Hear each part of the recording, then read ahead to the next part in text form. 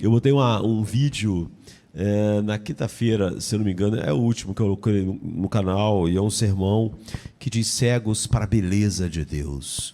E alguém me falou, olha, eu estou na igreja há muito tempo e tenho buscado a santidade, mas nunca vi a beleza de Deus como algo central nisso. Na verdade, sequer eu ouvi falar sobre a importância. E esse é o estado das coisas. E eu falei que falaria um pouco mais. Eu quero só relembrar algo com os irmãos, num salmo muito conhecido. Eu já preguei várias vezes nesse salmo, porque os salmos são assim, né? Nós podemos pegar um verso, dois, e meditarmos profundamente nele. Nós podemos dar uma olhada geral. E então você pode voltar várias vezes no salmo, porque ele tem muitos versos que podem ser olhados apenas aquele verso, como você pode olhar o todo e ampliando aquilo que a pessoa perguntou e sendo um pouco mais, tentando ser um pouco mais compacto, não é? O que combina com a voz, com, enfim, como estamos. Eu quero olhar o Salmo 27, né, o Salmo de Davi. Na semana passada à noite nós vimos o que é meditação. É diferente de fazermos o nosso estudo, depois cada um de nós ou medita, como nós vimos, um passo a passo, eu diria, da meditação verdadeira, e como a meditação é falarmos e aprofundarmos isso na alma, segundo aqueles aspectos que nós vimos. E Davi está falando assim aqui: o Senhor é a minha luz, o Senhor aqui é Yahvé, não é? A palavra. Isso acontece, né? Em português as coisas ficaram todas iguais. É o grande eu sou, não é? O Deus autoexistente. O Senhor é a minha luz e a minha salvação. A quem temerei? O Senhor é a força da minha vida, de quem me recearei? Quando os malvados, meus adversários e meus inimigos se chegaram contra mim para comerem minhas carnes, né, forte, tropeçaram e caíram. Ainda que um exército me cercasse, o meu coração não temeria. Ainda que a guerra se levantasse contra mim, nisso confiaria. Uma coisa pedi ao Senhor e a buscarei: que possa morar na casa do Senhor todos os dias da minha vida, para contemplar a beleza do Senhor e inquirir no seu templo. Esse aqui é o coração do Salmo, esse verso, né? Como eu disse, eu já preguei várias vezes só a respeito desse verso. Uma coisa pedi ao Senhor e o buscarei, que possa morar na casa do Senhor todos os dias da minha vida, para contemplar a beleza, em algumas versões, a formosura do Senhor, e inquirir no seu templo, porque no dia da aflição, no dia da adversidade, Ele me esconderá no seu pavilhão. No oculto do seu tabernáculo, Ele me esconderá, por-me-á sobre uma rocha. Também agora a minha cabeça será exaltada sobre os meus inimigos, que estão ao redor de mim. Por isso oferecerei sacrifício de júbilo no seu tabernáculo. Cantarei sim, cantarei louvores ao Senhor. Ouve, Senhor, a minha voz quando clamo. Tem piedade de mim e responda-me. Quando tu disseste, buscai a minha face, o meu coração disse a ti: a tua face, Senhor, buscarei. Não esconda de mim a tua face, não rejeites ao teu servo com ira. Tu foste a minha ajuda, não me deixes, nem me desampares. Ó Deus da minha salvação, porque quando meu pai e minha mãe me desampararem, o Senhor me recolherá. Ensina-me, Senhor, a andar em teus caminhos e guia-me pela vereda reta, justa, direita, por causa dos meus inimigos. Não me entregues à vontade dos meus adversários, pois se levantaram falsas testemunhas contra mim, e os que respiram crueldade. Pereceria sem dúvida, se não cresse que veria a bondade do Senhor na terra dos viventes. Espera no Senhor, anima-te, e Ele fortalecerá o teu coração. Esperar, pois, no Senhor. Tem alguns salmos que tem uma quantidade enorme de versos extremamente famosos, e esse certamente é um deles. Em nossas meditações, nós gostamos de olhar para os atributos de Deus. E uma das características salientada pela Bíblia a respeito do caráter de Deus. E no meio desse salmo, um dos salmos mais conhecidos da Bíblia, eu acho, o salmo junto com o 23, o 119, é um salmo de Davi, no verso 4, em uma antiga tradução, não é, chamado Coverdale, apresenta o versículo 4 assim: uma coisa é pedir ao Senhor e requerei, para que eu possa morar na casa do Senhor todos os dias da minha vida, para contemplar a beleza da formosura de Deus.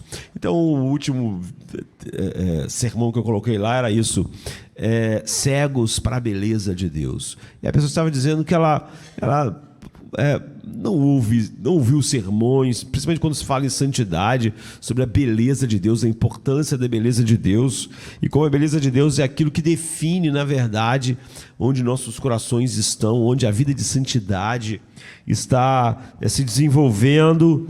E é isso que nós queremos perguntar. Como eu disse, eu quero ser breve. Porque nós precisamos disso, como aquela pessoa me perguntou, por que é tão importante? E o que isso é e de que maneira esse é o aspecto fundamental para dizer onde está a tua alma, onde está a minha alma. Onde nós estamos espiritualmente nesse mundo em relação a isso? Então, por que nós precisamos, como a pessoa perguntou? A resposta a essa pergunta vem de quase todo o cenário do Salmo. Eu diria que o cenário desse Salmo é a própria vida. Não é uma circunstância específica, mas o cenário dele é a vida toda. Quando você olha para os versos 4 e 5, você vê aqui uma declaração clássica sobre oração e contemplação, sobre verdadeira meditação, que é muito diferente do nosso estudo, como nós vimos na semana passada à noite. É a contemplação da beleza de Deus no santuário, no templo, não é? Mas se você olhar para o contexto é a vida, não é? O versículo 5, eu diria ser um resumo disso para nós. Este olhar para a beleza de Deus acontece no dia da angústia. Tem pessoas que falam muito sobre elas conseguirem ver algo de belo em Deus, mas quanto mais as coisas se tornam escuras, menos elas veem isso. O que mostra que não é a contemplação que Davi está descrevendo e que a Bíblia descreve como central na vida espiritual. É no dia da angústia. No dia da angústia eu estarei contemplando a beleza de Deus.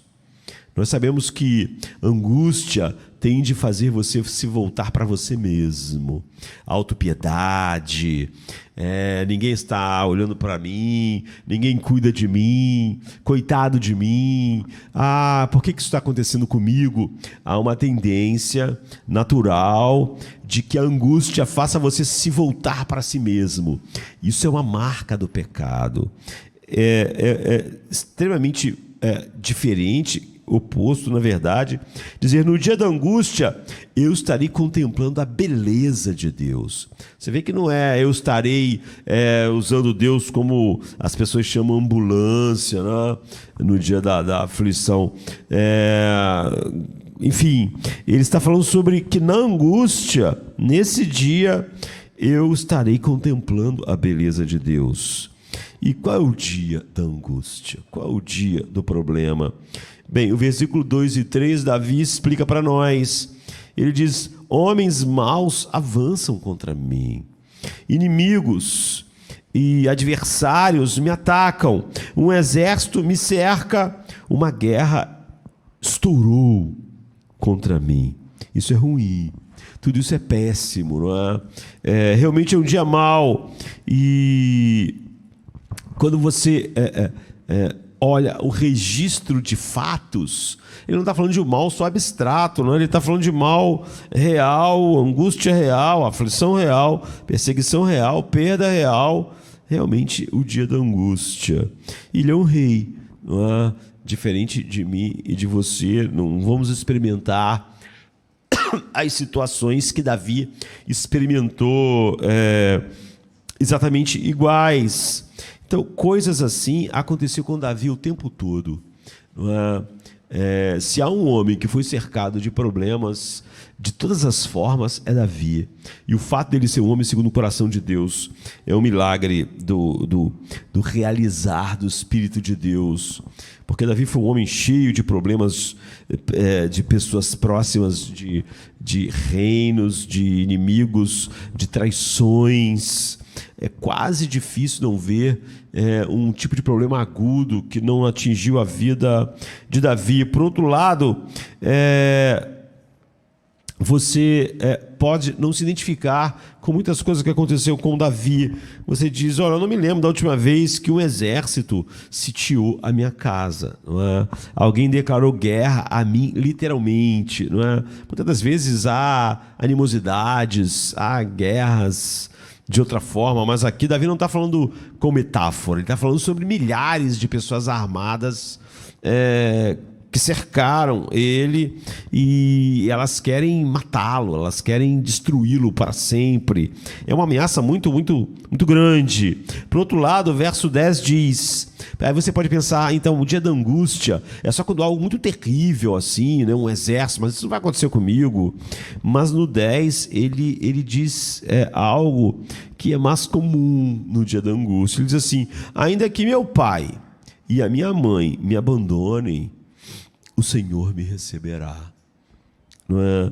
O que Davi está falando quando ele fala sobre o dia da angústia, então você vê que é uma gama de sofrimentos que inclui todos os sofrimentos.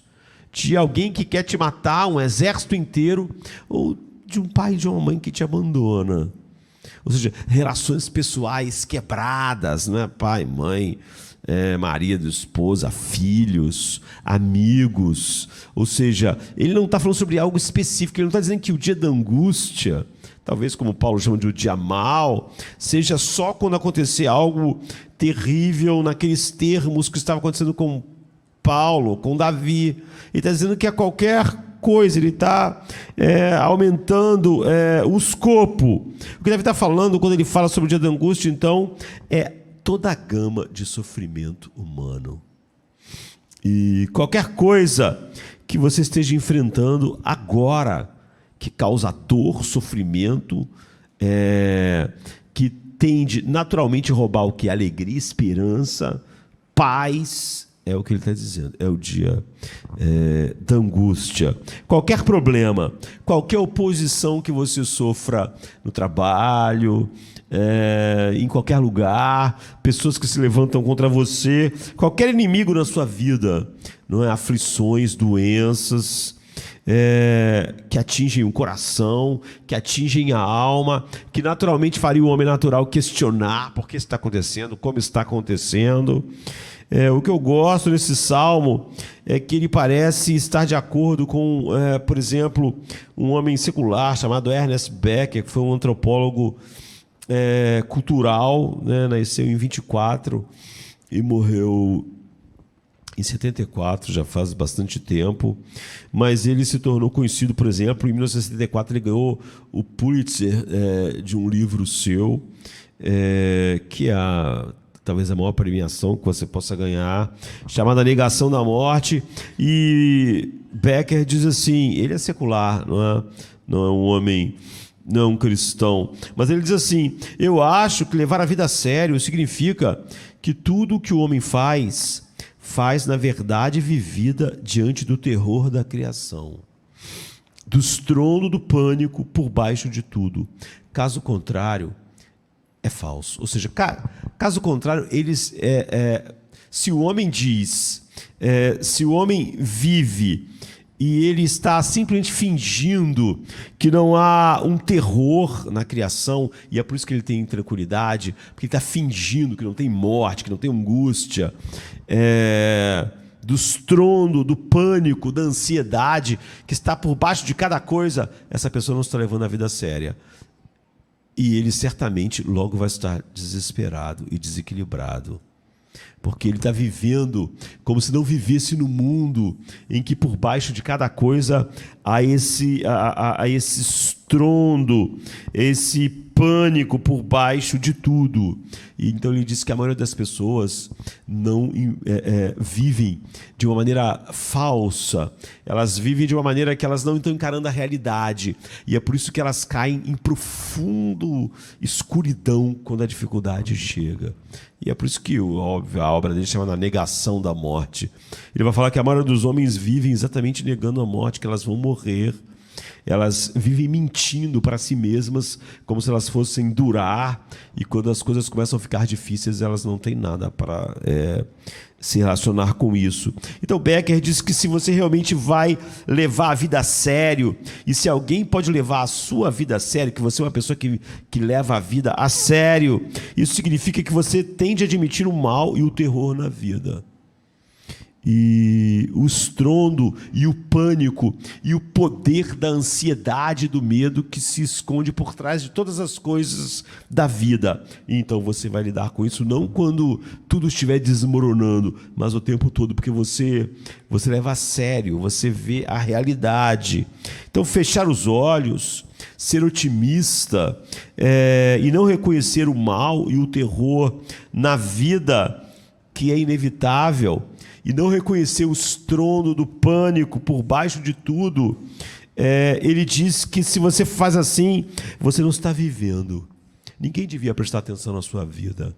Ninguém devia ouvir nada que você diz. Nada do que você diz tem nenhum valor, né? Porque você é uma pessoa que vive nessa constante negação. Você não é uma pessoa autêntica. Não é? E você está levando a vida não a sério, a menos que você admita essa realidade e mesmo nos melhores momentos, você veja ela por trás disso. Bem, é isso que Davi está fazendo, não é? Na verdade, eu diria que é isso que a Bíblia inteira faz por nós. Esse salmo está dizendo que contemplar a beleza de Deus. Aquela pessoa me perguntou sobre o que seria fazer isso, mas, enfim, nós vamos ver. Mas dizer que contemplar a beleza de Deus não é escapista. Sempre que você está alegre em Deus, porque você não está pensando em todas aquelas coisas, e quando essas coisas chegam, tudo que você tem é medo e ansiedade, então você era só um escapista. E o culto dessa manhã foi só um escape. Todas as coisas estavam, de certa forma, cooperando para você cantar hinos e falar coisas grandes a respeito de Deus, quando, na verdade, você, como nunca encarou a realidade, quando as coisas difíceis chegarem, isso que você cantou, isso que você disse ser verdade, não tem nenhum peso real para sustentação. E você vê que não é escapismo. Davi não está dizendo que esse Deus não vai deixar haver angústia, não vai deixar as coisas irem de mal a pior. Não, ele diz, no dia da angústia, ele me guardará no seu tabernáculo. No verso 6 ele diz, então a minha cabeça será exaltada acima dos meus inimigos que me cercam. Então, seja o que for que Davi esteja experimentando, e certamente ele está experimentando, e poucas pessoas você pode ver tão claramente o que ele experimentava no coração, né? Davi desnuda o seu coração para nós o tempo todo. Esse olhar para a beleza de Deus capacitava a Davi manter a cabeça erguida em qualquer situação. Esse é uma declaração de marca da contemplação da beleza de Deus final, não é? Ele podia manter a cabeça dele erguida em qualquer situação, mesmo que ele visse milhares de inimigos ao redor. Ele não está fugindo. Seu culto não é uma fuga. não é fuja da realidade. Ele sequer aqui sai fugindo para orar. Seus inimigos estão ao seu redor. Ele está vendo os milhares armados. E eles não estão só ao seu redor, eles estão fechando o cerco. Eles estão se aproximando. Mas porque ele contempla a beleza de Deus, sua cabeça está erguida. O que acontece normalmente é o contrário com as pessoas, não é? Elas simplesmente parecem contemplar, segundo elas, a beleza de Deus nos dias bons. E quando os dias ficam maus, elas caem num buraco.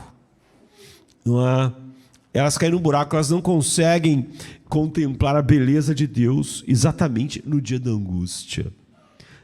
Olhar para a beleza de Deus não faz nada para ela nos piores dias. Nesses piores dias, isso é totalmente irreal para elas. O que mostra que, quando tudo estava bem, aquilo era escapismo e não a contemplação de Deus.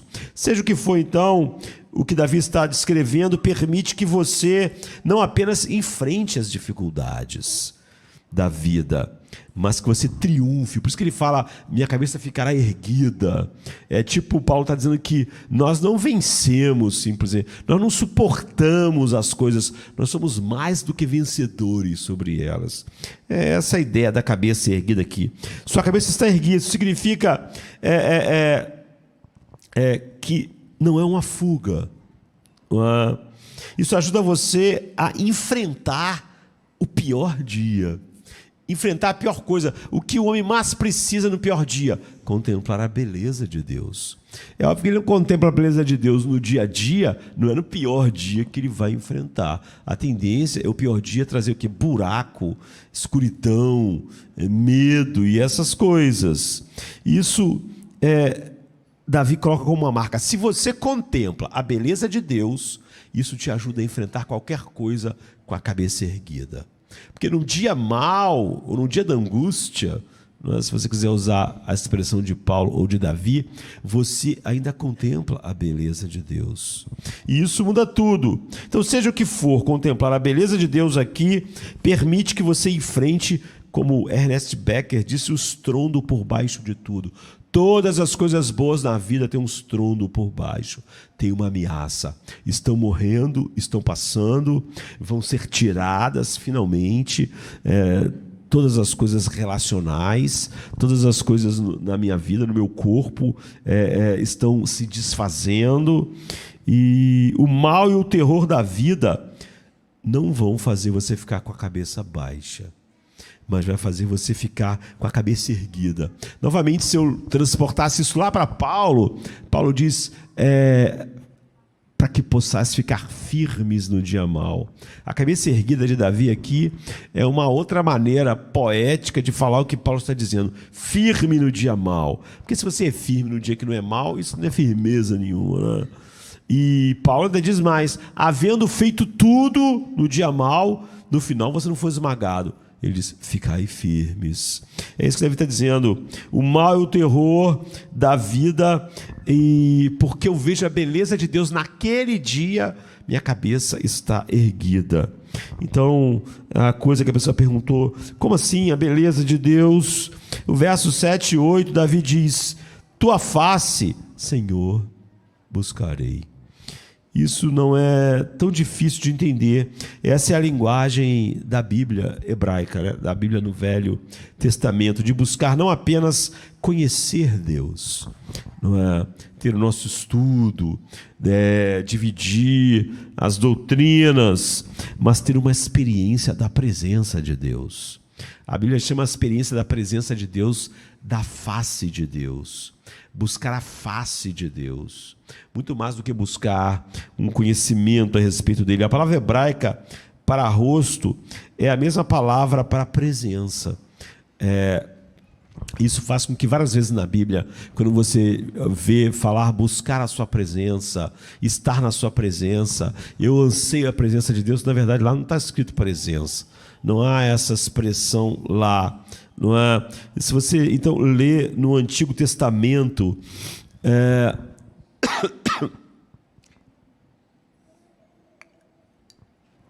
se você lê no Antigo Testamento entrar na presença de Deus, entrar na presença do rei, ou qualquer que seja. Não há palavra hebraica abstrata para presença, como nós estamos usando aqui.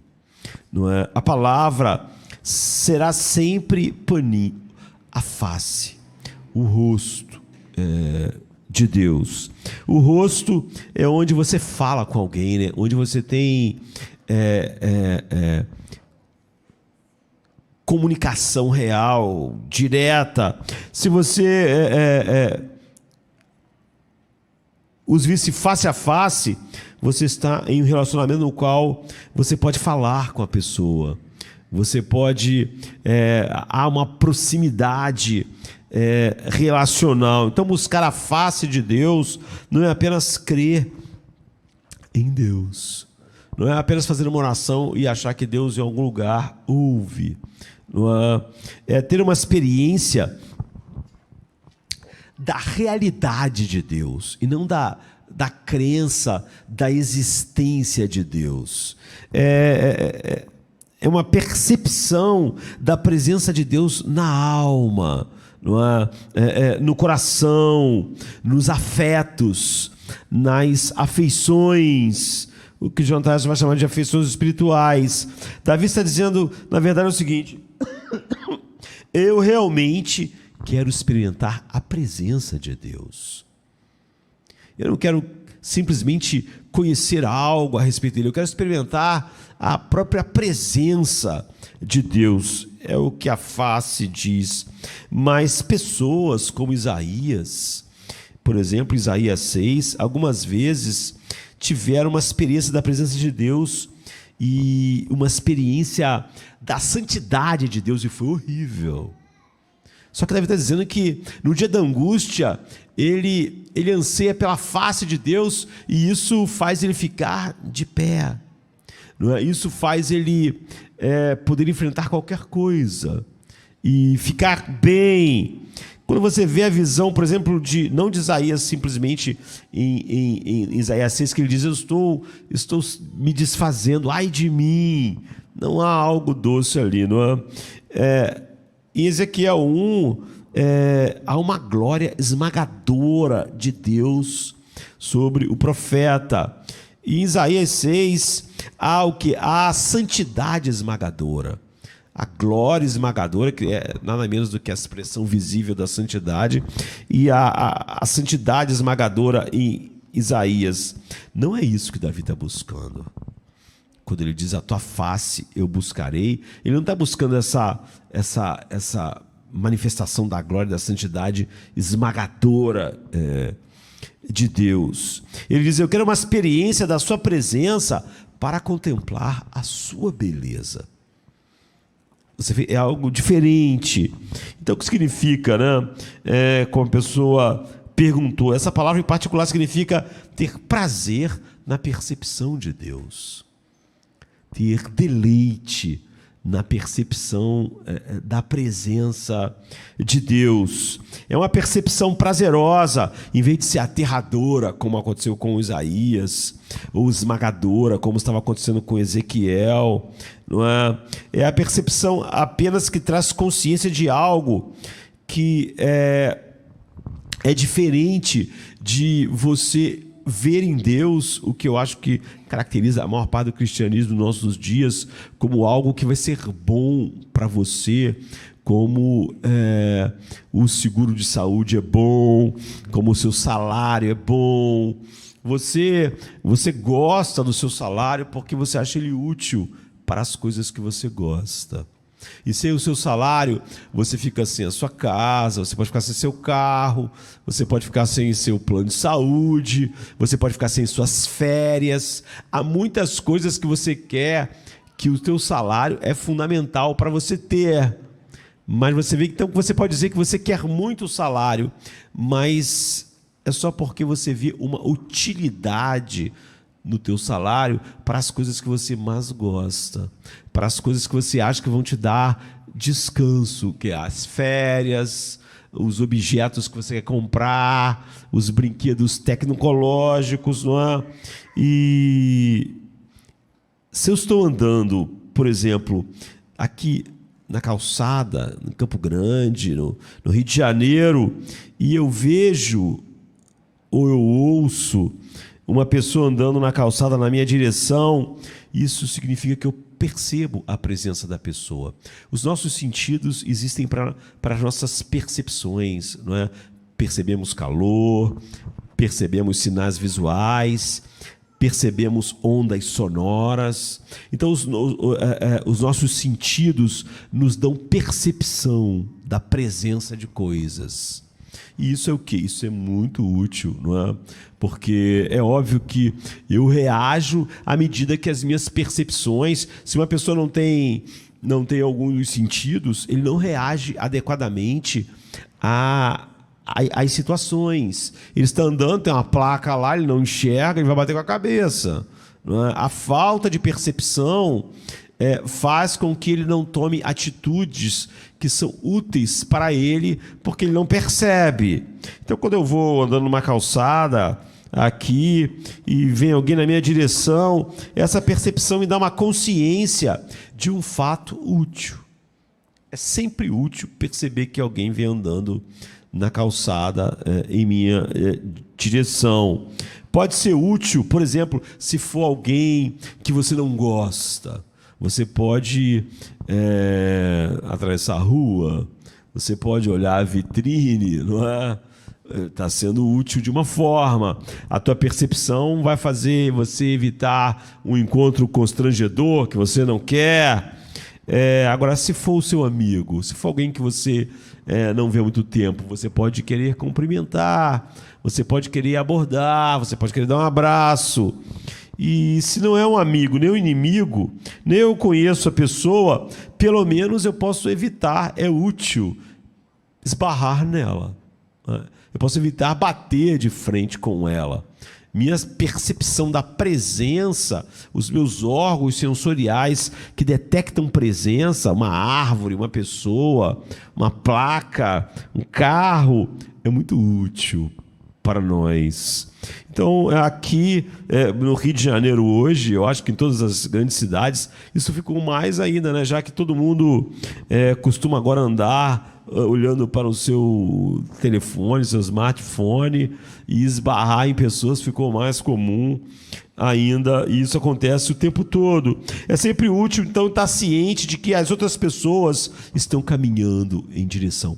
Sempre é útil a percepção da presença das pessoas, da presença de coisas, objetos, não é? de elementos da natureza. Ali há um buraco, ali há um abismo, ali, enfim, isso é muito útil. Sem isso, você vê toda espécie de caos e está à nossa frente.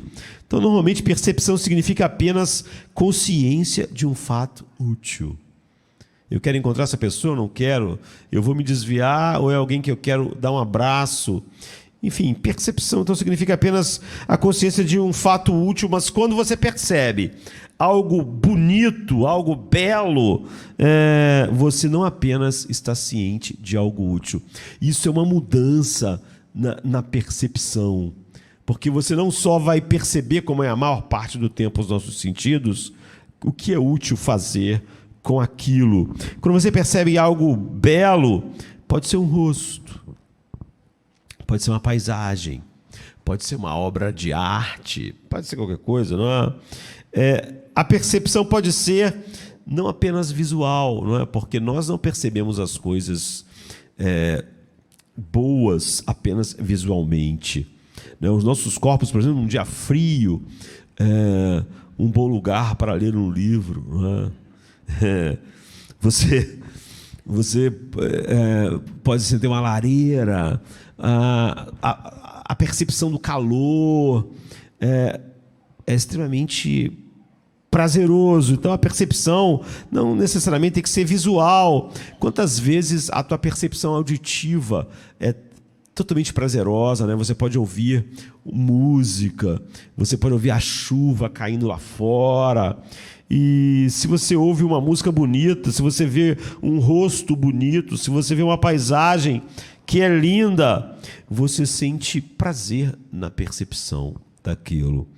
A percepção não é só como a outra percepção que nós vimos, que é útil. O que eu vou fazer? Vou me desviar, vou abraçar, vou atravessar, vou abaixar a cabeça. Aqui, a percepção gera em nós um deleite, um prazer. Não é? Este é o melhor exemplo que a gente encontra da diferença entre ver algo que é útil para nós e que nossas percepções fazem o tempo todo, e algo que simplesmente extrapola totalmente o que é útil para nós. Que a mera consciência da presença daquilo pode ser também olfativo, né? Um cheiro é prazeroso. É bom. Você não pensa no que você vai fazer com aquilo. Você só quer desfrutar aquilo. Você só quer experimentar mais profundamente aquela percepção de beleza. Eu lembro que uma vez eu contei aqui que eu estudava no Colégio Vila Lobos, estudava música. E quando a gente estuda música, a gente não se interessa por tudo que eles botam no currículo da música, né? Às vezes você só quer tocar um instrumento, mas tem teoria, tem 1000 outras coisas que eles colocam no currículo que se te perguntassem, você falava, eu não quero isso, eu só quero tocar, eu não quero essas outras coisas. Mas ou você faz tudo, ou você não pode. E no Colégio Vila Lobos de Música, na Escola Vila Lobos de Música, tem até hoje no Rio, né? Acho que agora faz parte da Universidade Federal do Rio de Janeiro. Você tinha um monte de matéria que eu não gostava, né? Eu não gostava de parte do currículo, mas eu fazia tudo, ou eu não poderia estudar lá e não poderia ter o que eu queria, que era tocar o instrumento. E entre tantas outras coisas, havia apreciação musical. Nem todo mundo que estuda, apesar de ser um colégio que estuda música, piano clássico, violão clássico, nem todo mundo gosta de música clássica. Você quer as habilidades daquilo, né? E, enfim, mas para você estudar, você não estuda só o que você quer, você tem que estudar tudo o que o currículo diz, e a apreciação musical fazia você ouvir uma quantidade muito grande de música clássica. Eu poderia dizer que com 16 anos, 17, eu não gostava tanto de música clássica como vi a gostar depois. Então eu tinha que ouvir uma quantidade enorme, variada, de música assim, porque nesse curso de apreciação, que fazia parte do currículo, eu um dia teria que me reunir com o meu professor e ele ia colocar peças musicais, e só de ouvir o estilo, enfim, eu teria que dizer qual era o autor. Chopin, Mozart, Bach, enfim. E é óbvio que você ouvir algo para que depois, quando tudo está misturado, você saber uma orquestra tocando, quem compôs aquilo, qual o estilo aquilo tem, você tem que gastar muito tempo. Eu não gostava, não é do tempo que eu era obrigado a passar assim. Mas eu queria aprender música, eu queria aprender a tocar. Então, eu tinha que passar por essa parte, mesmo sem gostar. Não é? E eu passei, então eu tinha que fazer. Mas anos depois, eu gostava muito de música clássica. Não é? Talvez aquilo ajudou ou não, não sei. Mas o fato é que anos depois eu ouvia música clássica como um cheiro maravilhoso, não é? Como se a música clássica fosse um rosto bonito, como algo que enchia a mim de prazer, deleite auditivo. Quando, na verdade, naquela época, quando eu tinha 16 anos, 17, aquilo para mim era só para tirar a nota que o professor ia dar. Porque se eu não tivesse a nota certa, eu não ia continuar avançando no estudo da música. E tudo que eu queria era tocar uma música mais popular, não é? Na época. Então, não era um prazer para mim, mas Por que eu então fazia? Porque era útil. Ou era aquilo, ou eu parava de estudar. Ou era aquilo, ou eu não ia passar daquela fase e não ia avançar para as fases seguintes. Muitas pessoas são assim na escola, elas estão estudando, elas não gostam daquilo. Não é um prazer, não é um deleite, mas elas têm um objetivo e aquilo vai ser útil. Eu só vou ter aquele emprego se eu estudar isso. Então isso é chato, mas eu vou estudar. Mas anos depois, não é? Eu gastava mais tempo escutando música clássica do que naqueles dias que eu já achava que eu via muito, mas agora era como se eu estivesse olhando para uma paisagem bonita, era como se eu estivesse sentindo um perfume maravilhoso, era como se eu estivesse contemplando um rosto lindo, uma obra de arte maravilhosa, que de fato era, não é? Então, você vê, havia uma diferença muito grande como os meus sentidos percebiam as coisas agora. Nós podemos dizer que, de maneira quase que generalizada, tudo que a gente chamar de culto nesse dia é uma sensação útil de Deus. Ele vai cuidar de mim, Ele vai consertar a minha vida, Ele vai consertar meu casamento, Ele vai ajeitar as coisas. Essas pessoas não estão em nenhum processo de santificação. Ainda que elas estejam estudando, buscando, se disciplinando, Deus para elas é um meio, é uma forma de alcançar algo, e aquilo me daria um diploma. Na época, eu pensei que aquilo pudesse me dar uma carreira de músico. Não deu, mas é o que eu pensava. E é óbvio que se você tivesse uma carreira, você poderia ganhar dinheiro com aquilo. E então eu ouviria todos aqueles grandes compositores, mas você vê que eu tinha objetivos muito além da música, muito além de ouvi-los, muito além de tentar ver as nuances, as maravilhas da obra daqueles homens. No entanto, depois tudo mudou, não é? E até hoje eu gosto, não por nenhuma razão, mas pela beleza profunda, pela genialidade. Não é? É muito bom, é muito agradável para o coração quando você vê alguém muito genial fazer alguma coisa. Eu sempre paro para fazer uma oração a Deus, agradecendo a Deus quando eu vejo alguém fazendo algo muito genial. Eu sei que aquilo é algo que Deus deu para, de alguma maneira, encantar minhas percepções. E às vezes são pessoas tão comuns, não é? Outras pessoas que almejaram tanto ter aquilo e não tem, e Deus às vezes derrama uma quantidade enorme de habilidade sobre alguém que você não tem a menor ideia de por que aquela pessoa recebeu tanto. Isso costuma me alegrar e agradecer a Deus por Ele ser tão pródigo em dar essas coisas para muitas pessoas que nunca vão adorá-lo. Não é? Ainda assim, Ele dá uma quantidade de dom, de beleza, não espiritual no caso, né? Mas naquilo. Então, Davi está dizendo que a beleza de Deus significa que perceber Deus só é, de fato, santificador quando você percebe Deus e isso gera um deleite em seu coração. Há uma beleza. Você não pensa para que aquilo serve, aonde aquilo vai te levar. Aquilo não te aponta para outra agenda, sabe? Aquilo termina ali. Como quando você olha, quando você ouve agora, não é? Quando eu ouço uma obra de Mozart, eu não penso, o que isso vai me dar? Isso vai me dar nada, isso vai me dar deleite, vai me dar prazer, vai me dar alegria, não é? E entender que Ele é e o que Ele fez, não é? O que Deus é e o que Ele faz, olhar seus atributos, seus nomes, suas ações, ler sobre Ele, perceber que Deus, como Ele realmente é totalmente prazeroso para o meu coração. Essa é a beleza que Davi está dizendo aqui, que é algo lindo. Se isso não for verdade, você sempre vai ver Deus como uma ponte para carreira, casamento, cura,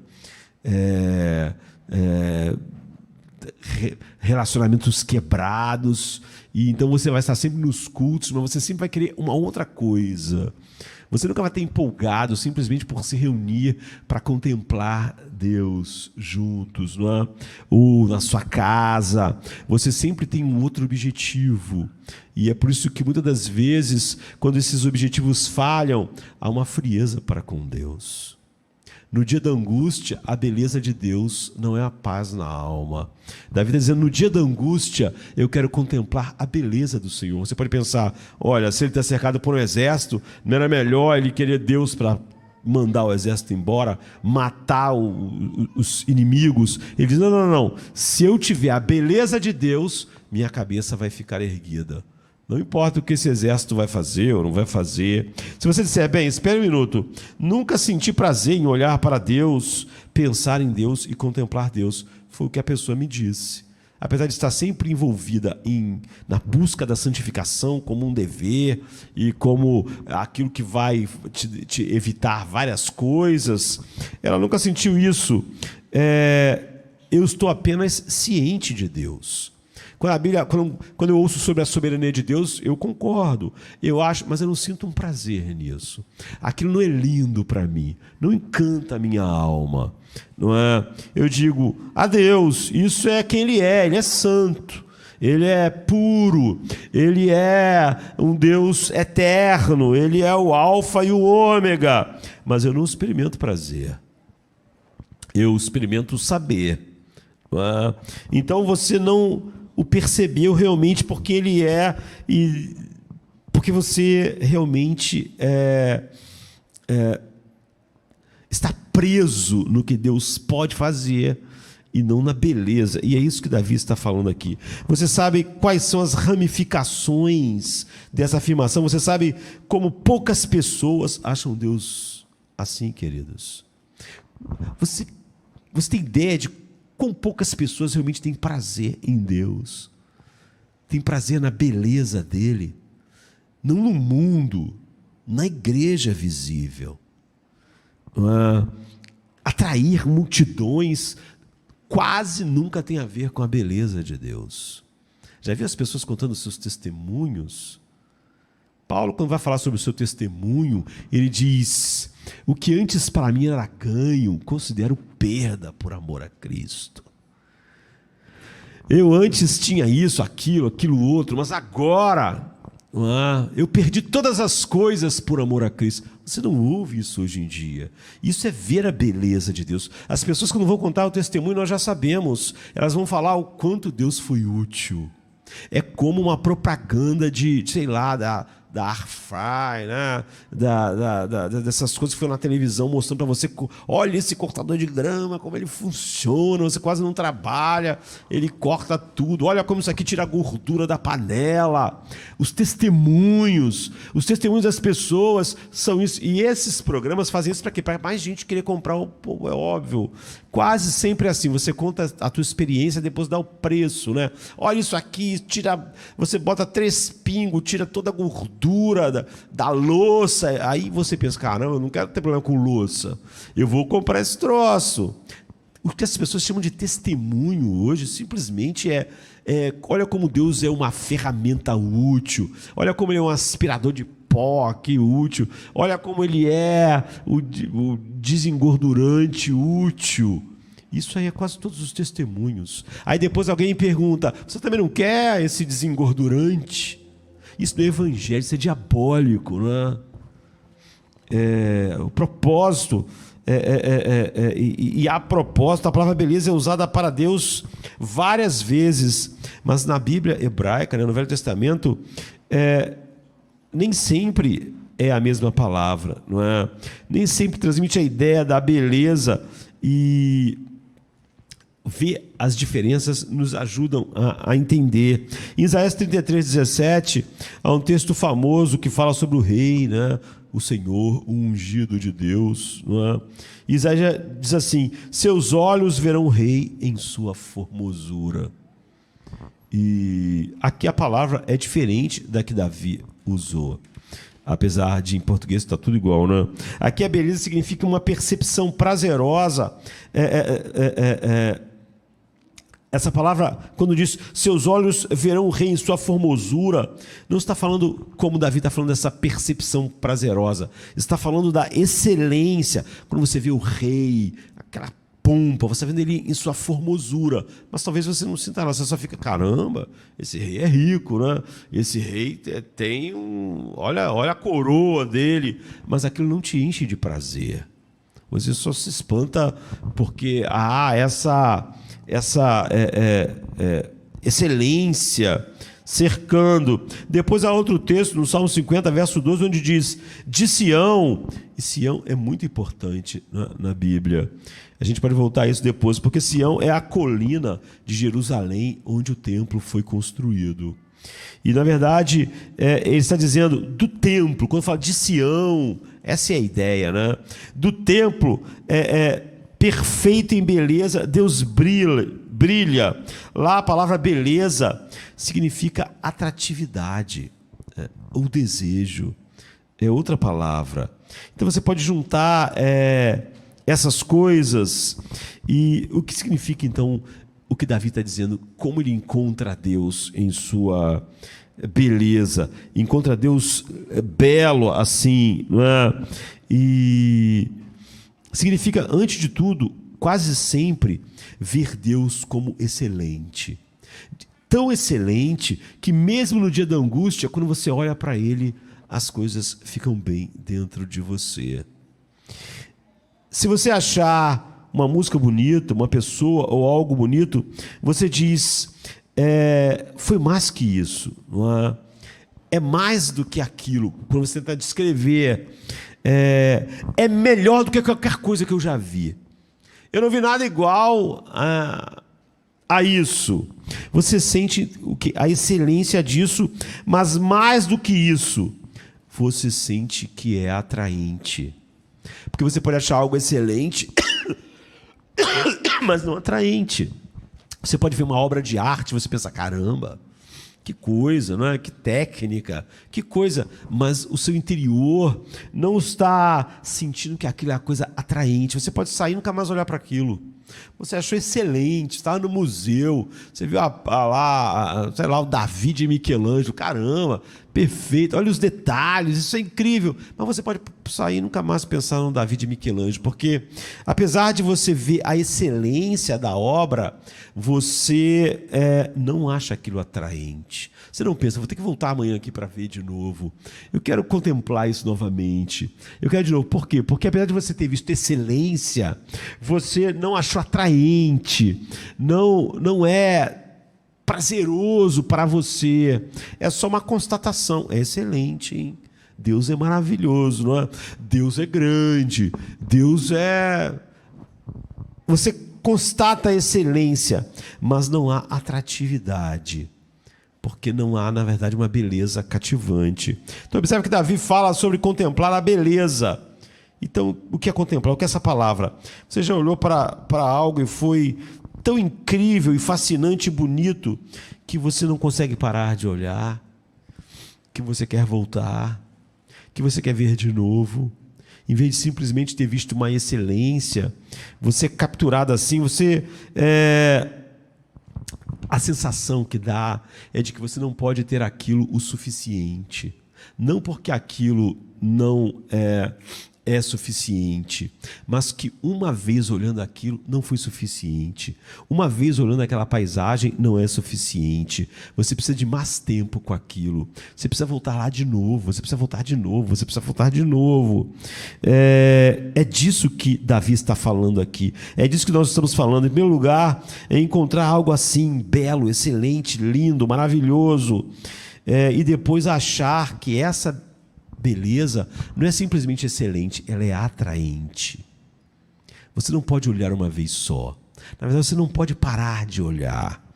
Não é? Em terceiro lugar, à medida que você percebe, isso traz o quê? Quanto mais você olha, mais prazer você sente. Mais deleite você sente. E você quer sentir mais desse deleite, portanto você vai voltar. Você quer estar diante da presença daquela beleza, seja ela qual for, não é? Então, se eu estou inquieto, infeliz, cansado, o que a pessoa faz no sentido natural?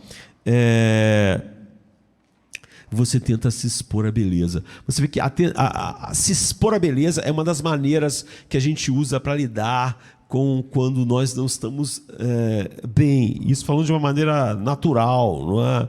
Se você está realmente inquieto e chateado, você então quer ouvir sua música favorita. Você quer se expor a uma beleza auditiva que lide, de certa forma, com a contrariedade. E você, usando uma expressão comum no mundo, você diz que vai estar recarregando as baterias. Você quer se expor, talvez, a uma beleza visual, não é? E você diz que isso é recarregar as baterias. Na verdade, é mais do que isso, não é? Às vezes você se expõe à beleza musical e para que aquilo te acalme, não é?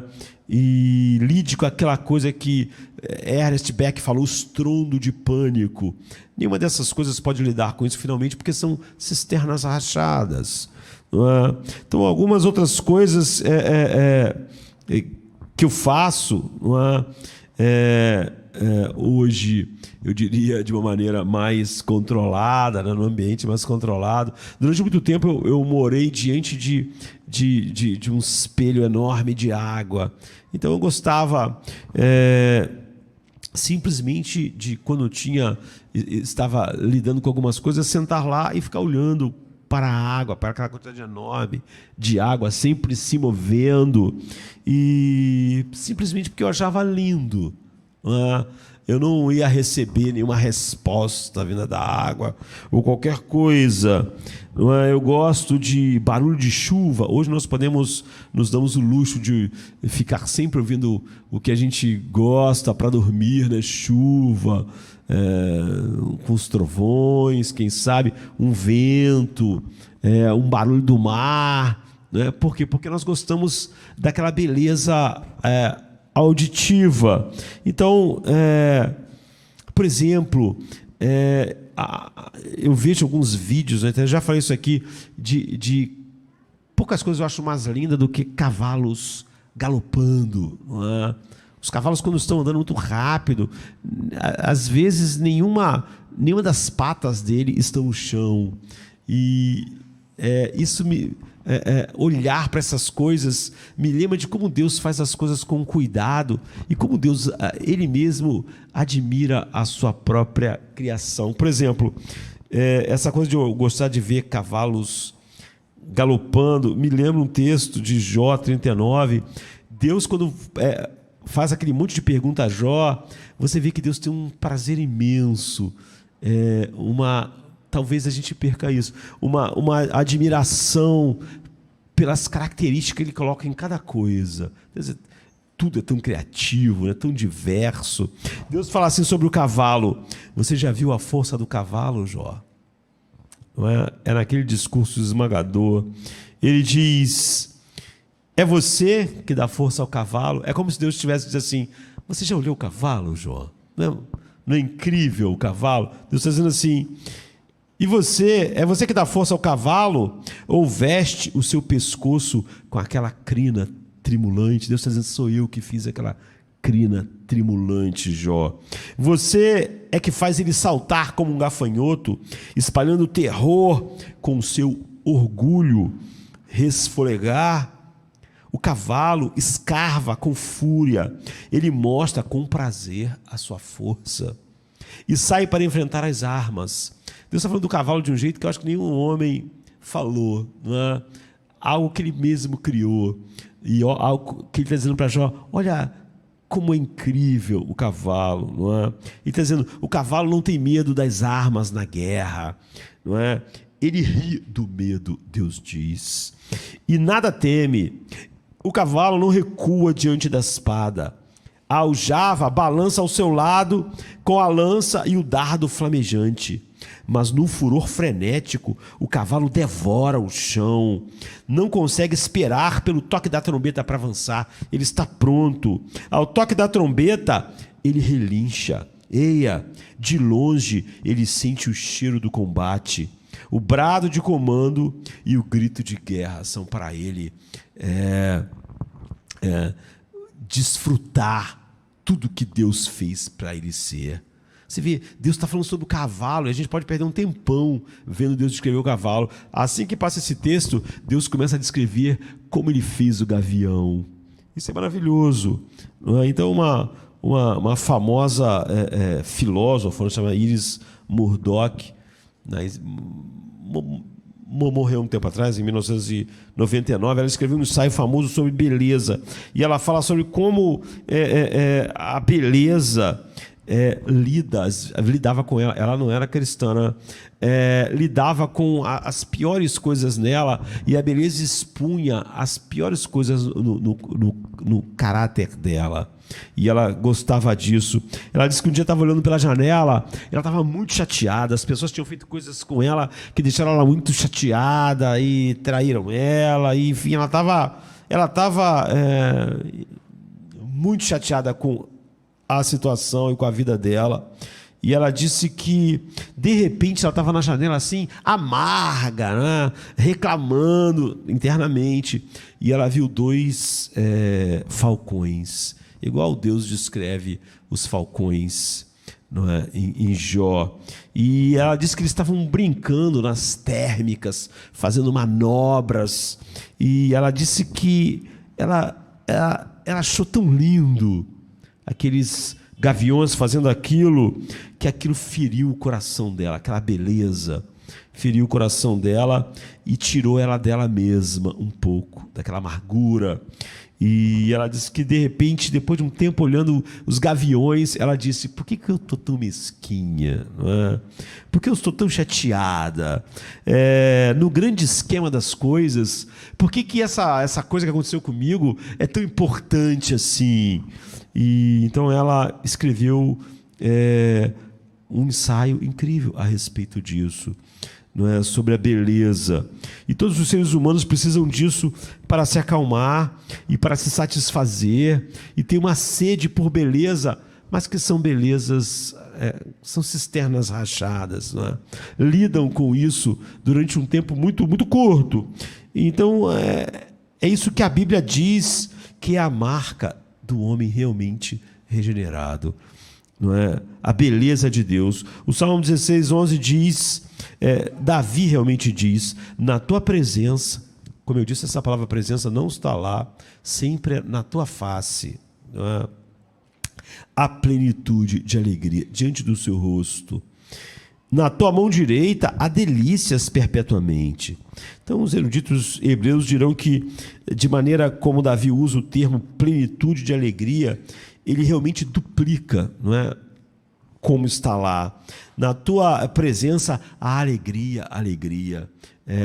Isso é o caminho semítico para dizer que algo é grande, não é? Você pode ver quando vai falar sobre Deus, fala que ele é santo, santo, santo.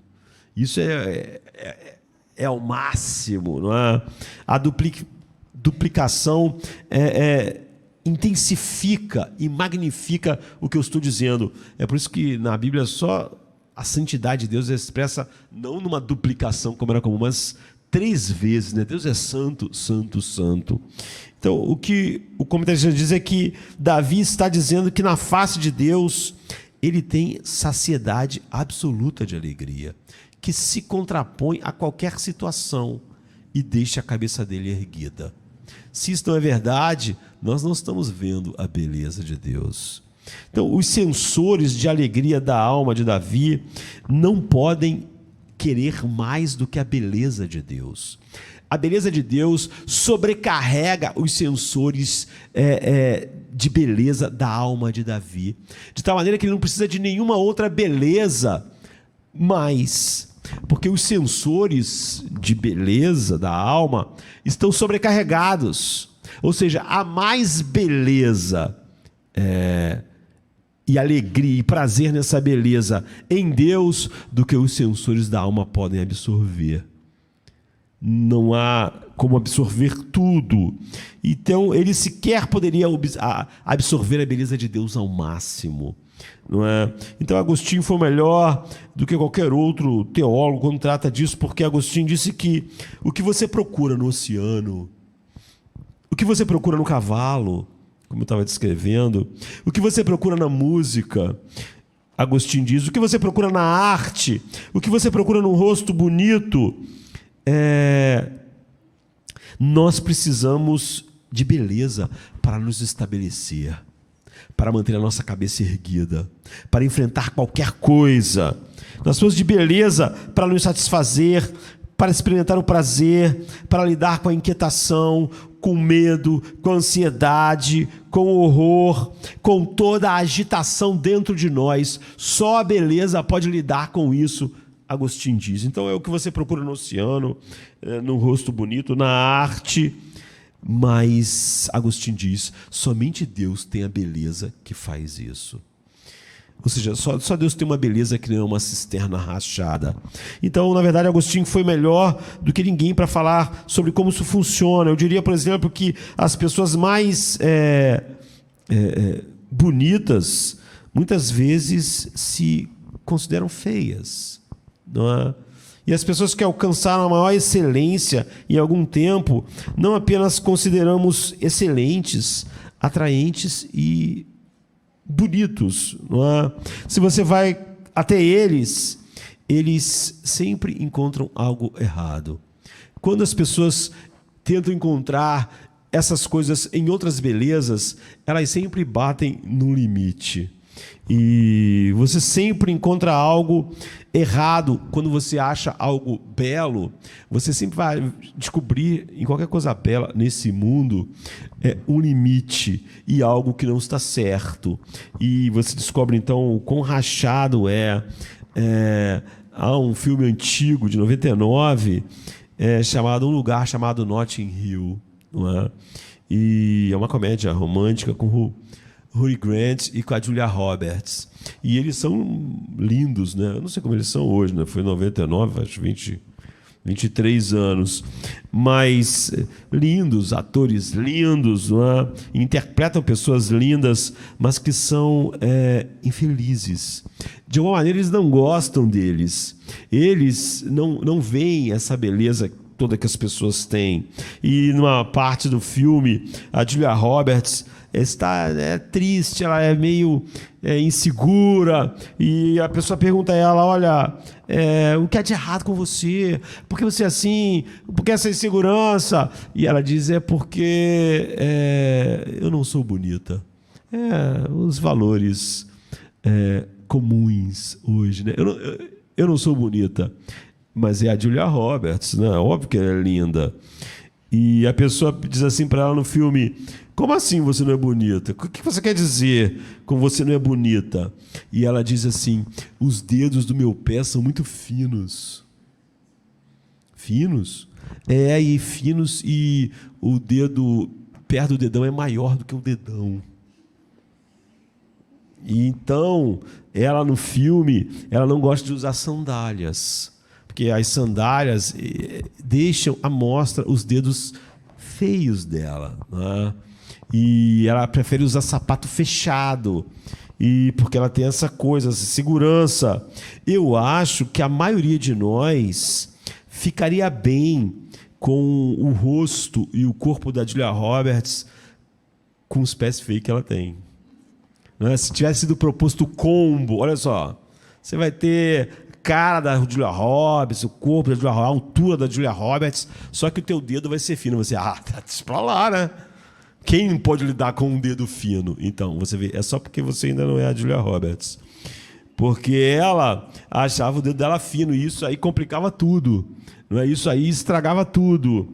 E isso apenas transmite o que Agostinho estava dizendo. Há apenas um tipo de beleza que nunca vai ter o dedo fino, aquele defeito aqui, aquela coisa lá, aquela falha ali, aquela coisa lá. Só realmente um tipo de beleza dará à alma o que ela realmente está procurando. Não é? Ou seja, se você tem, você sabe que isso é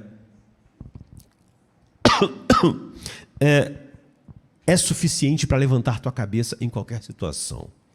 Quando as piores coisas acontecerem, se você contemplar a beleza de Deus, aqui está o que Davi está dizendo: se você não acreditar que Deus é belo, mas se contemplar Deus te dá prazer, ou seja, você realmente não acredita que Ele é belo, você sente a beleza de Deus, você desfruta a beleza de Deus. A beleza de Deus não é mais um atributo de Deus junto com os outros atributos. Você não pode realmente colocar isso lado a lado com a sabedoria de Deus, com a santidade de Deus, com o amor de Deus. A beleza é mais do que um atributo, é encontrar todos os atributos lindos. É você olhar para a santidade de Deus e ver beleza, e isso te dá prazer. É você olhar para a soberania de Deus e isso, você vê a beleza, isso te dá prazer, e você pode lidar com qualquer coisa olhando para aquela beleza. Então essa é a razão pela qual, em 1851, em uma famosa história missionária, eu já mencionei aqui, um inglês chamado Allen Gardner, ele deixou a Inglaterra. E ele tinha uma carreira, não é? Estudo, era jovem, tinha a vida pela frente, mas ele queria ser missionário aqui na América do Sul, no sul da América do Sul, não é? Na Terra do Fogo. E ele morreu em 1851, nasceu em 1794. As pessoas disseram: não faça isso, você tem a carreira pela frente, você mora em Londres, é o centro do mundo, do conforto. E ele deixou tudo para trás para vir para cá. Ele deixou o conforto, a segurança, a família, a carreira. Ele deixou tudo. Hoje em dia você ainda pode ir para lugares e levar certo conforto, né, com você. Naqueles dias, se você saísse de Londres, você deixava para trás todas essas coisas. E ele saiu porque ele queria entregar sua vida ao serviço de Deus. E ele nunca teve sucesso nenhum. Seu navio naufragou e ele foi para... com algumas coisas que ele conseguiu salvar, várias pessoas morreram, conseguiu chegar em terra. E depois disso todo mundo foi morrendo, porque eles ficaram esperando alguém resgatar eles, mas nunca apareceu ninguém para resgatar eles. E muito tempo depois o seu corpo foi encontrado. E num lugar frio, ele estava mantendo um diário. E é interessante o diário porque ele estava morrendo de fome, de sede e de frio. Nenhuma dessas coisas te mata tão rápido. É uma morte horrível morrer de fome e morrer de sede. Durante um tempo ele conseguia pegar um troço aqui, comer outro ali. Mas você vê quando essas pessoas, mesmo com um monte de coisa, vão para um lugar deserto que elas não conseguem sobreviver. Imagine ele.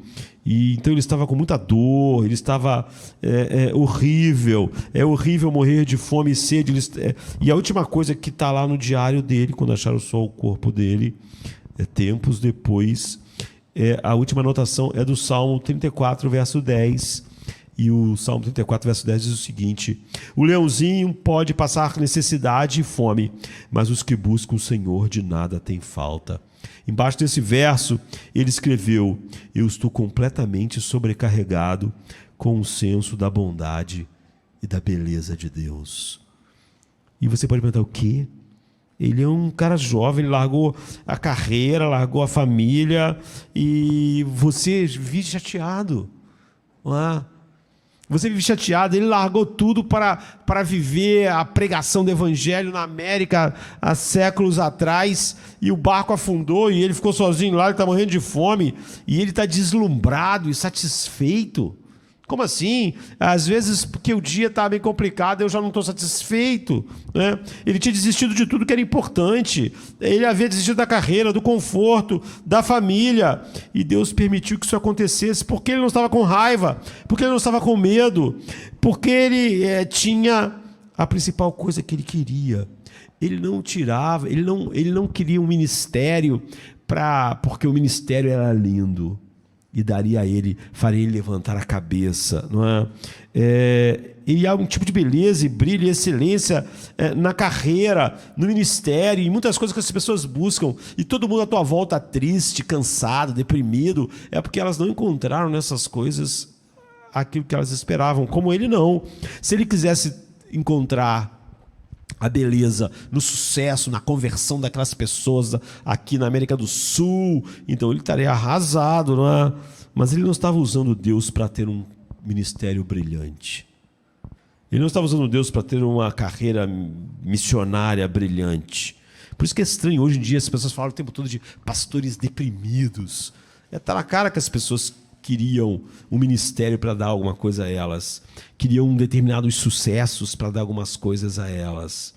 Ele não estava usando Deus para conseguir uma outra coisa, mesmo que fosse um ministério. Não é? Deus não era útil para ele, Deus era totalmente lindo. Ele tinha a principal coisa que ele queria naquela ilha, sem ninguém para ele pregar e morrendo de fome. Ele tinha Deus. E veja, muitas pessoas usam Deus para conseguir essas coisas, mesmo quando são coisas espirituais. Eles obedecem a Deus por causa disso. Então eles ficam decepcionados que eu prego tanto, mas ninguém se converte. Eles então estão arrasados. Não é? Mas você vê que ele queria obter Deus. E uma ilha deserta, sem ninguém para ele pregar, e onde ele vai morrer, não tirava isso dele. Ele queria apenas se deleitar em Deus, se aproximar de Deus, porque Deus era a coisa boa, Deus era o bem supremo, a beleza suprema, a beleza máxima. Então Alan Gardner morreu de cabeça erguida. É isso que Davi diz. No dia da angústia, eu vou contemplar a tua beleza e minha cabeça estará erguida. Não vou estar num buraco. Ele morreu com a cabeça erguida. Os inimigos estavam ao seu redor. Você fala assim, que inimigo que estavam ao redor de Gardner? A fome, o frio, a dor, o isolamento, a morte que se aproximava. Mas ele achou Deus satisfatório. Ele acha a própria percepção de Deus prazerosa, e todos os outros prazeres se tornaram secundários. O prazer da alimentação, o prazer da vida, o prazer da companhia de outras pessoas, ou o prazer de um ministério. Então, para encerrarmos, como você tem essa beleza? Você tem que ir ao templo, não é? Uma coisa eu peço ao Senhor, e eu vou buscar, eu quero contemplar a beleza do Senhor. Aonde? No seu templo. Ele está na casa do Senhor, no tabernáculo. E repetidamente você vai ver na Bíblia as pessoas dizendo, eu quero ter uma experiência da beleza de Deus, e falar a respeito do templo. Não é? Você pode dizer, Davi é uma pessoa antiga, ele acha que precisa de um templo para ter contato com Deus. Eu posso ter contato com Deus olhando o oceano, olhando qualquer coisa, qualquer lugar, mas não isso é uma visão completamente torta do que está aqui. Não é? Verei a beleza de Deus no seu santuário. Não é só Davi, a Bíblia toda está assim. O Salmo 84:3 diz assim, até o pardal encontrou casa e andorinha ninho para os seus filhos. Eu encontrei teus altares, Senhor. No Salmo 65:4, bem-aventurados aqueles que tu escolhes e trazes para habitar nos teus átrios. Estão cheios de prazer na tua casa, no teu tabernáculo, no teu templo. Por quê? Por que é assim? Porque o templo era o lugar do sacrifício. É por isso que eu encontrei teus altares, porque o altar é onde o sacrifício é feito. Nós, aqui, por exemplo, eu já disse tantas vezes, os cristãos falam sobre essa parte da frente do lugar que nos reunimos de altar. Não tem nenhum altar aqui. Tem até gente que diz assim, cuidado quando você subir no altar. Não há nenhum altar aqui. Altar é um lugar de sacrifício. Lá era um local de sacrifício. O altar é a cruz. Ele está falando que essa beleza final você só encontra no lugar da redenção, onde o sangue era derramado, onde a presença da Shekinah de Deus estava sob a tampa do propiciatório, que é o sacrifício que tira a ira de Deus. Então ele diz assim, então irei ao altar de Deus, o Deus que é a fonte da minha plena alegria, e com harpa te louvarei. E ele está falando que a beleza final de Deus você encontra não na manifestação de Deus no oceano, na música, há algo da beleza de Deus nessas coisas, mas essas coisas em si mesmas são cisternas rachadas. Há só um lugar onde a beleza de Deus final é encontrada. É no altar. Agora na cruz. Não é? Qual é a glória? A nuvem da glória de Deus, que é chamada de Shekinah, foi o que conduziu os filhos de Israel no deserto, e ela era como uma nuvem tampando do sol, e era como um incêndio à noite, uma coluna de fogo, né? E quando o tabernáculo e o templo foram estabelecidos, a glória de Deus brilhou lá, e Deus falou assim: eu falarei com você sobre o propiciatório, eu vou aparecer para você, minha glória, né, Shekinah, aparecerá para você sobre o propiciatório, quando o sangue for aspergido e o sacrifício expiatório for feito. Portanto, no Antigo Testamento a beleza de Deus aparece no lugar do sacrifício, a beleza final, a beleza que Davi está dizendo que ele pode estar em qualquer situação que a cabeça dele fique erguida quando vê a beleza de Deus ali. Então, deixe-me mostrar a você, séculos depois, Jesus está tendo uma discussão com a mulher, ele diz, não será, ela perguntou se era lá onde ele ofereciam sacrifícios ou em Jerusalém, o lugar certo de adorar, e ele responde, ele não diz como as pessoas diziam hoje, não seja supersticioso, você pode encontrar Deus em qualquer lugar, na montanha, no mar. Não. Ele diz, você pode encontrar a beleza de Deus num único lugar, que realmente não é mais um lugar geográfico, mas ainda é no altar de Deus, ainda no único lugar onde realmente a beleza de Deus é totalmente descortinada para você, em Cristo, na face de Cristo, na cruz de Cristo. Jesus, então, estava prestes a acontecer, quando ele fala com ela, logo antes da sua direção indo para a cruz, ele como servo sofredor, a Bíblia diz, é assim que nós conseguimos aprofundar essa beleza em nossos corações, como Davi tem, e que é a única evidência da verdadeira transformação em nós. Isaías 53 diz assim, ele não tinha beleza ou majestade para nos atrair, nada em sua aparência que desejássemos, ele foi desprezado e rejeitado, e nós não o estimamos. Então Jesus Cristo veio ao mundo pouco bonito, pouco brilhante, não é? Ele não foi marcado pela excelência. Quando diz que não havia nada que atraísse, não é só as pessoas estão pensando em coisa física, né? Mas não havia nada que atrai as pessoas. As pessoas atraem o grande filósofo, porque ele é muito um gênio, o grande inventor, o cara muito rico. Há muitas coisas que tornam as pessoas atraentes, atrativas. Olha aquele cara ali, um vencedor. Olha aquele cara lá, ele consegue isso, isso e isso. Olha como aquele cara lá é inteligente. Não havia essas coisas que o mundo acha excelente e que atraem o mundo.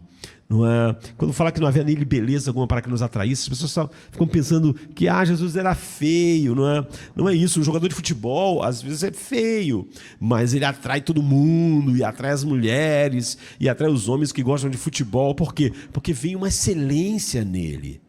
Uma excelência... ele é um astro do futebol. Não havia nenhuma dessas belezas em Cristo. Ninguém achava, olha que cara incrível, olha como ele é. Não, ele não é um carpinteiro, não havia nada. Ele não era um grande general, não foi visto como um grande filósofo. Ele não era uma pessoa, nesse sentido, bonita aos olhos do mundo. Muitas pessoas podiam achar uma excelência até no monstro como Nero, porque ele era imperador. Então fica pior, porque algo deve ter acontecido aí sim, nos momentos finais, porque Isaías 52 diz, muitos ficaram horrorizados com ele, sua aparência ficou tão desfigurada pela brutalidade, que a sua forma deformada não estava mais se assemelhando a um ser humano. Então você sabe o que ele está falando. Jesus Cristo, Filho de Deus, que era lindo, insuportavelmente lindo, a própria beleza de Deus, em que os nossos sensores de beleza nunca vão poder captar totalmente, ele perdeu toda a sua beleza.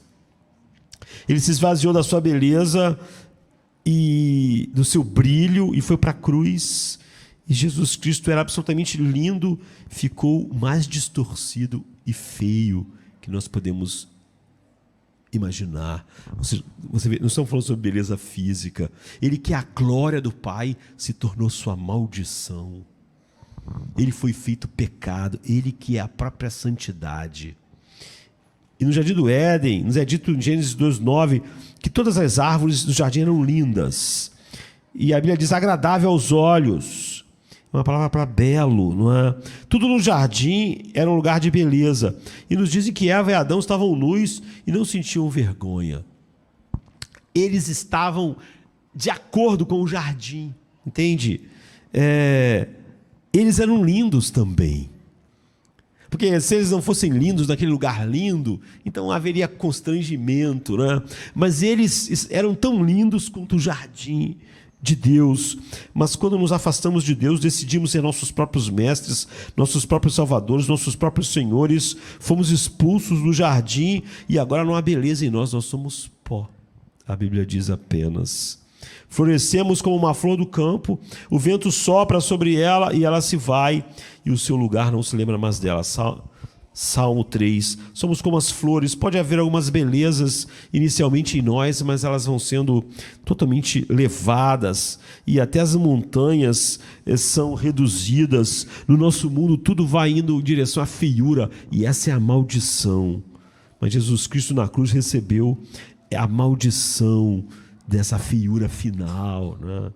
Ele ficou desfigurado, foi partido, ficou sujeito à decadência, e porque quando ele morreu, ele levou sobre ele essa feiura, não é? Ele transferiu para nós sua beleza. E recebemos o crédito pelo que ele fez, e o brilho da sua beleza, e você é perfeito. Você é legalmente lindo aos olhos do Pai. Seus pecados são tirados e um dia nós seremos não apenas belos, como somos aos olhos de Deus agora, porque Ele nos vê em Cristo. Um dia nós seremos belos à vista de todas as pessoas. É por isso que C.S. Lewis diz que se você visse um dos seus irmãos que você está agora aqui no culto, daqui a um tempo, se você estivesse vendo eles agora como eles serão, a sua primeira tendência seria se prostrar diante deles. Estaremos impecáveis, seremos perfeitos, estaremos lindos. Jesus Cristo perdeu a beleza e ficou desfigurado para que nós, que éramos espiritualmente feios e desfigurados, pudéssemos tomar absolutamente dessa beleza em nós mesmos. E nós vemos essa beleza infinita nele, no santuário, na cruz. E é assim que essa beleza, que já é nossa legal, está crescendo em nós.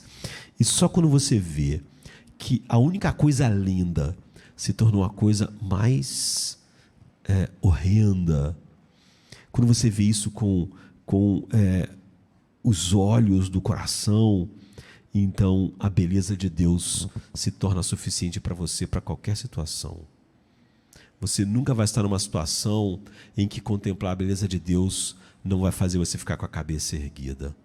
Sempre que sua cabeça não está erguida em qualquer situação, é óbvio que você perdeu a visão da beleza de Deus. Então, como Jesus fez e atingiu você, é lindo, e é mais lindo do que o quê? Do que qualquer beleza que Deus pôde colocar na criação que reflete algo a respeito dele. A beleza de Deus ainda acontece sobre o local do sacrifício, só no templo, só na cruz, só no altar, e é lá que você vê. Então irei ao altar de Deus, que é a minha grande alegria. E você vê que isso só é verdade quando, em qualquer situação, ao olhar para a beleza de Deus, isso conserta tudo. Isso faz você ficar com a cabeça erguida, não porque os inimigos foram embora, no caso de Davi. Ou aqui, ele fala qualquer situação da vida, quando meus pais me abandonarem. Então, é lindo, mas também é atraente. Não há nada mais convincente para você do que aquela beleza. E por fim, é satisfatório. Se uma coisa realmente é linda para você, é satisfatória. Se não é satisfatório, é porque não é lindo como você diz que é. Ou seja, é uma beleza que vai te deixar em paz. É uma beleza que não precisa provar a si mesmo. Não precisa te dar uma coisa a mais somada a ela para consertar as coisas dentro de você. Você realmente se esforçou por alguma coisa, uma carreira, um ministério, e não é tão bom como você gostaria. Nunca é. Aquele jovem deixou a Inglaterra e, em vez de conseguir várias pessoas convertidas, ele vai morrer de fome e frio. Mas isso não tem importância. Você vê,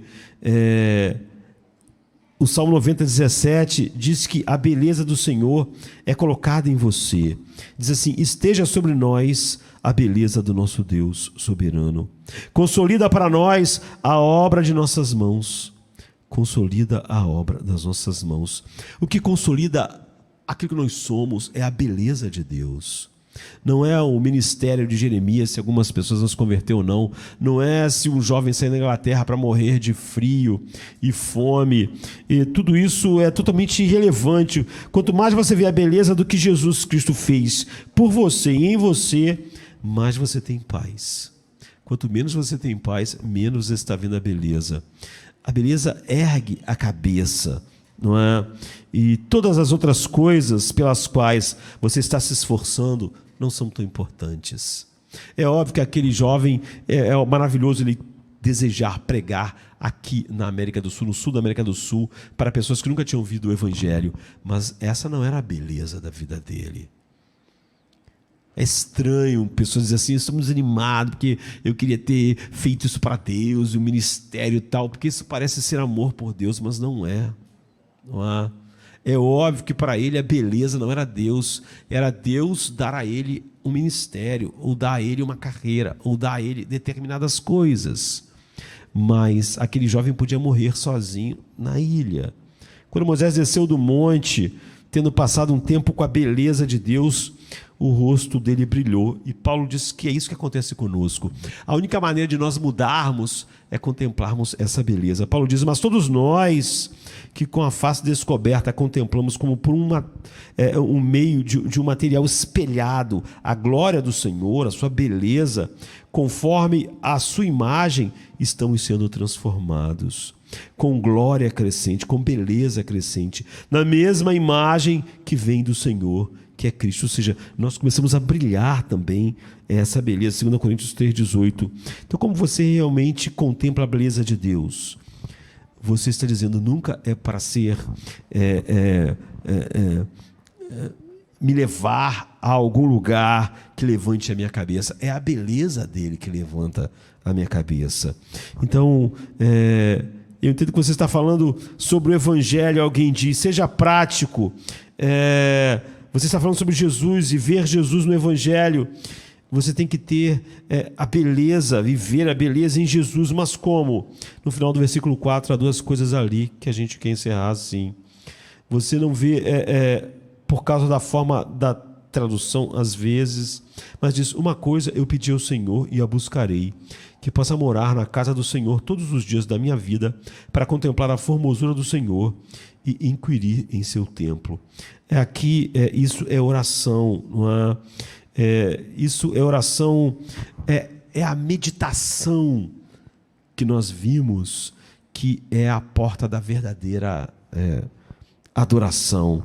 Isso é tempo de adoração, isso é tempo de verdadeira meditação, porque não há outra maneira de nós absorvermos, vermos e desfrutarmos da beleza de Deus em Cristo. Você sempre vai procurar essa beleza apenas no seu templo, na cruz, em Cristo. E você vai inquirir, é a palavra que foi traduzida aqui. Não é o mesmo que olhar, não é? É perguntar, fazer exatamente todo aquele processo de meditação no templo. Eu vou no templo, ele diz, eu vou à cruz, mas lá eu vou inquirir, eu vou fazer aquelas perguntas, eu vou falar com a minha alma, e isso é realmente o que você deve fazer. Tudo que nós fazemos, como as disciplinas espirituais que nos fazem ver a beleza de Deus, não fazem nós vermos, mas nós fazemos. É como Elias, ele preparou um altar, ele ajeitou tudo, ele fez lá a vala, e Deus envia fogo. Não é? No entanto, uma vez que você construa esse altar, somente Deus pode incendiá-lo. Você não acredita que o que você fez traz Deus. Não é? Você sabe que só Ele pode fazer isso. Você é impulsionado a ir à palavra de Deus e meditar realmente, acreditando que só Deus pode realmente transformar isso em afetos cada vez mais profundos. Mas você faz. Não é? Você não pensa, isso não é isso que é decisivo. Não é? Você coloca as coisas no lugar certo e você espera ansiosamente que Deus incendeie, ou seja, que Ele traga os afetos, a contemplação espiritual da beleza de Cristo. Então, se nós não podemos, no dia da angústia, olhar a beleza do Senhor e tudo ficar bem dentro de nós, nós ainda não estamos experimentando o que esse salmo diz. Nós não estamos ainda, não somos aquelas pessoas que vão para a cruz, o altar de Deus, que é a nossa grande alegria, e lá desfrutamos das suas delícias. Nada mais vai nos santificar, apesar de várias regras que as pessoas vão te ensinar. Esse é o único caminho da transformação. Vamos ficar de pé.